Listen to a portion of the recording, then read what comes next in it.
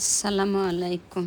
এখন আমি রান্না করব পানির লাফানো তাজা ট্যাংরা মাছ, অসিলা আলু জলপাই দিয়ে। মাছ আমি আলাদা কষিয়ে নিয়েছি, যেহেতু ছোটো মাছ কষায় উঠাতে গেলে ভেঙে যাবে।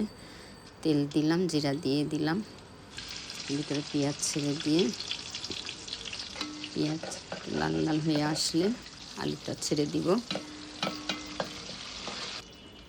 আলুর ভিতরে মরিচ, হলুদ, আদা, রসুন, জিরা বাটা এখানে দিয়ে দিই। পেঁয়াজ, রসুন, আদা, জিরা বাটা, আর অন্য কোনো মশলা না, দিয়ে দিলাম। একটু ঝাল চোখা মুখা হবে। এটাকে আমার নানির বাড়িতে খুব খায়, আমার নানা খুব পছন্দ করতো।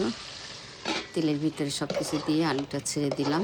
জলপাইটা আমি আলু অর্ধেক সিদ্ধ হয়ে গেলে দিব, কারণ টক দিলে আলু সিদ্ধ হতে চাবে না।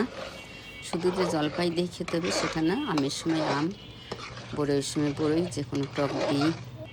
পাতাশি মাছ, ট্যাংরা মাছ, বড় চিংড়ি মাছ আমরা খাই এভাবে। আলুটা এরকম সাইজ, অসিলা আলু। এই যে জলপাই ছেঁচে দিয়ে দিলাম, টকটা যাতে বের হয়। ঝোলটা পাতলা ঝোল হবে, একটু ঝোল বেশি থাকবে। এই যে মাছটা কষিয়ে রেখেছিলাম আলাদাভাবে, একটু হলুদ লবণ মরিচ দিয়ে এই ঝোল আমি দিয়ে দিলাম। ঝোল দিয়ে দিলাম আমি। এই তরকারিটা খেতে মজা লাগে, আর সবার কেমন লাগবে জানি না, আপনারা ট্রাই করে দেখতে পারেন।